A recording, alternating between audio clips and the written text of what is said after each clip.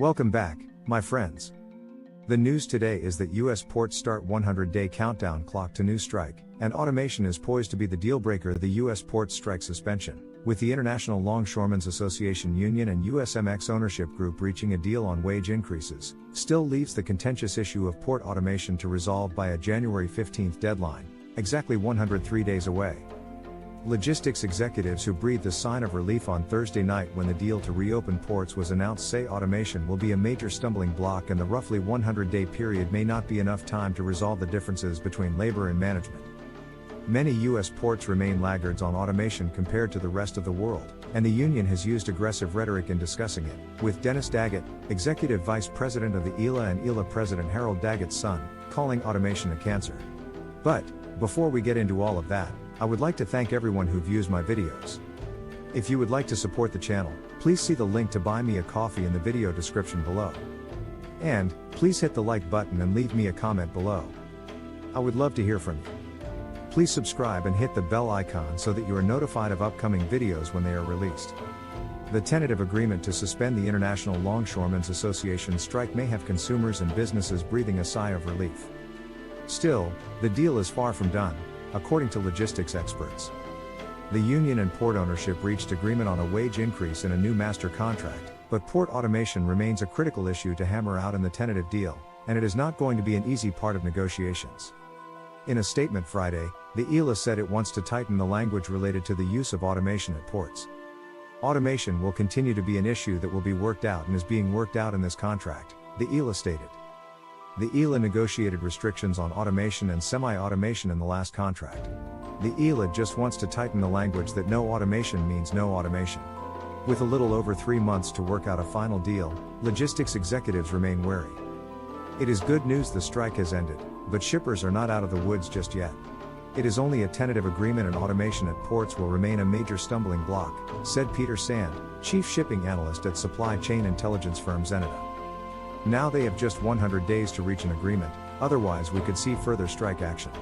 At a union meeting in September, Harold Daggett, lead negotiator and ILA president, vowed in a video message to members that wages, healthcare, royalty payments based on cargo containers moved, and no automation terminals or semi-automated terminals were all among the conditions to keep the union from shutting them down.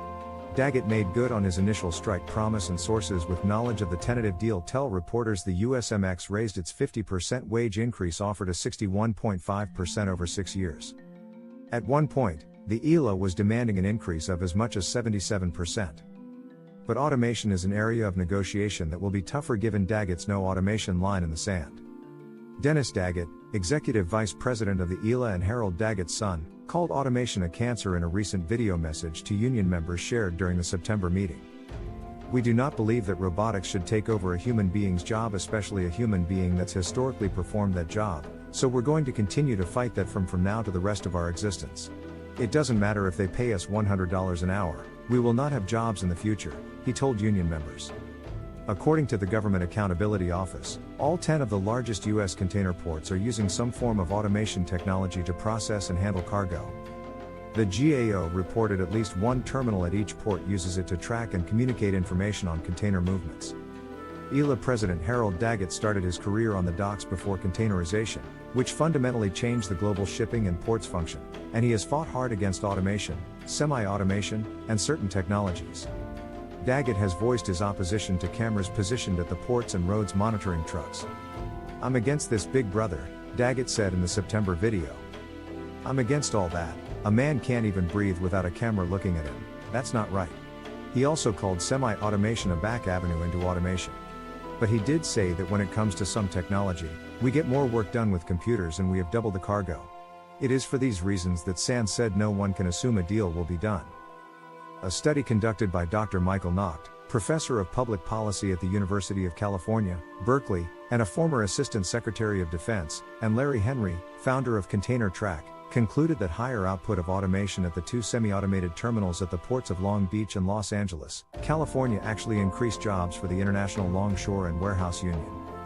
The report was commissioned by the Pacific Maritime Association, which manages West Coast ports, and reached a deal on a new contract with the ILWU in 2023, averting a strike. A study commissioned by the ILWU found that automation eliminated job hours and wages. Both Trey Pack, which owns the semi-automated Trey Pack terminal in Los Angeles, and APM Terminals, an independent division within AP Moller Maersk, are members of the PMA. Daggett said in his September video message to members that the fully automated terminal at the Port of Los Angeles destroyed 800 longshoremen jobs. He pointed the finger at the maritime companies that come from overseas and want to come into America and build fully automated terminals and get rid of American jobs. Good-paying jobs that support families with medical, pensions, and annuities. Harold Daggett was re-elected to his fourth four-year term as ILA International President in July 2023.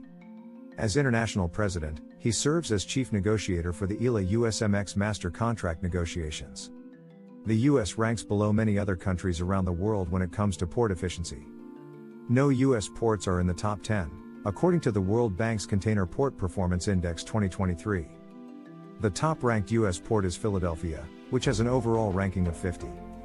In an interview discussing automation with reporters on Friday morning, Acting Secretary of the Labor Department Julie Su, who played a key role in this week's deal and in the ILWU/PMA deal which also contended with port use of automation, used the same words Harold Daggett had used in his video message when pushing back against a question about U.S. port efficiency. "Machines don't have families," Su said. "Other countries have moved much faster than the US to adopt automation at ports," Su said, but she added, "In many countries, people aren't as afraid of what's going to happen with automation because there is so much attention to job security." The 2023 deal between the PMA and ILWU did not disclose terms on automation. The ILA says under its current contract, the union has full automation protections, and protections with semi-automation, but wants to tighten up those protections. "We have found out the terminal operators are sliding in certain automation which we believe is in violation of the contract," said Dennis Daggett in the September video. In fact, allegations of the use of an automated processing gate for trucks at the APM terminals, in Mobile, Alabama, was among the top reasons for the breakdown in negotiations over the summer between the ILA and USMX, a stalemate that lasted until the union and ports ownership began exchange offers again only the day before the strike commenced on October 1st. "Automation is an issue the two sides have been unable to resolve in over a year of negotiations," warned Sand. "Now they have just 100 days to reach an agreement, otherwise we could see further strike action. Automation and semi-automation are used to increase the throughput in a terminal and less to reduce the labor force," said Lars Jensen, CEO of Vespucci Maritime. "Automation also leads to a more stable level of productivity. For example, you now have cranes that use a remote control. This makes jobs less physically demanding out in the elements and more safe," he said. But Nick Vyas, founding director of USC Marshall's Randall R. Kendrick Global Supply Chain Institute, said while automation could streamline operations, improve cargo flow, and cut costs, it also threatens to displace the workers who have been striking. The outcome of these negotiations may set a precedent for the future of port operations in the U.S., determining whether labor-intensive jobs will survive in the face of technological advancement, said Vyas. Reasons for automating, or not automating U.S. ports, relative to adoption levels among overseas ports, may come down to a variety of factors not limited to union contract language.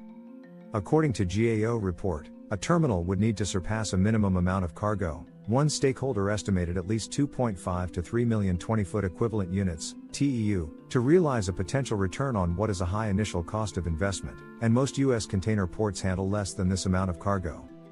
Foreign ports also tend to have more transshipments, meaning that containers are moved from one ship to another ship rather than to trucks or rail, compared to U.S. ports, a redundancy that favors automation. Officials from the Port of Singapore, a port with a large percentage of transshipments, told the GAO this was a key consideration in its decision to automate. At the Port of Norfolk, Virginia, the NIT, which is the port's largest terminal, is in the midst of expanding and will eventually have more than 90 semi-automated stacking cranes which will increase container capacity. Stephen Edwards, CEO of the Virginia Port Authority, has said its semi-automated operations helped the port handle the container surge after the Baltimore Bridge collapse. Beth Rooney, Port Director for the Port Authority of New York/New Jersey, said at a press conference on Friday that the Port of New York and New Jersey has no automation. She said there is limited semi-automation at the Port Liberty Terminal in Bayonne, New Jersey, which was agreed to several years ago between the terminal operator and the ILA. The current master contract is structured to include a committee of 6 to 7 members of the USMX and of the ILA to review any requests that the terminal operators have to implement semi-automation or automation. Ports and terminals must have some automation allowing them to improve their efficiency, Sand said. I can't see them give in to the ILA's demand on no automation or semi-automation.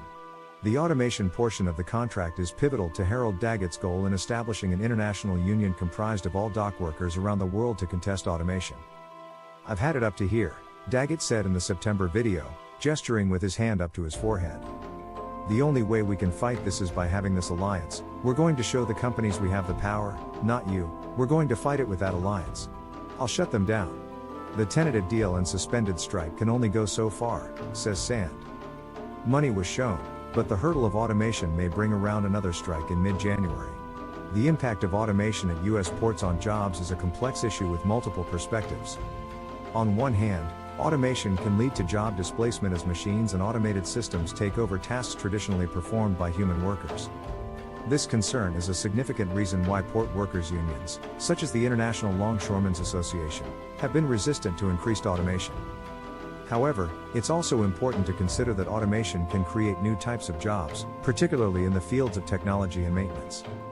For example, workers may need to be trained to operate and maintain automated systems, which can lead to higher skilled, higher paying positions.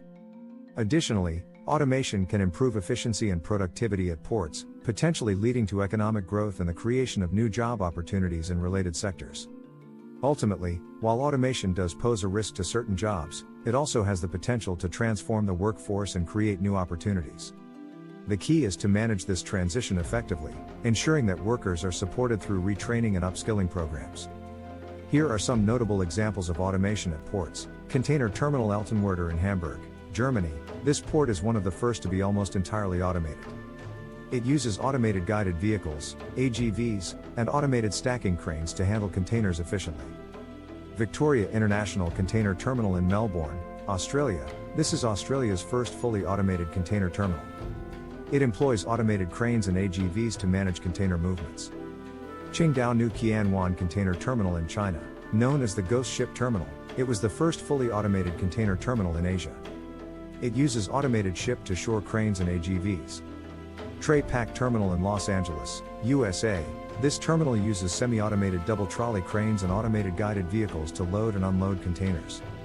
These examples highlight how automation can enhance efficiency, safety, and productivity at ports. But, what do you think? Please hit the like button and leave us a comment below. We would love to hear from you. Please subscribe and hit the bell icon so that you are notified of upcoming videos when they are released. Please share this video on social media. And, before we end, a word from the sponsor of this video. Today's sponsor is ProWorldNet.com. ProWorldNet.com is a job website specifically dedicated to licensed professions, doctors, including any type of specialty nurses, and that includes all grades of nurses. Lawyers, regardless of area of legal focus. Teachers and professors, from kindergarten through graduate school. As well as any kind of job that requires a government license or certification. And ProWorldNet.com also includes short-term gig-type jobs as well. So, be sure to check out ProWorldNet.com if you are looking for a job or an employee. Thank you for watching.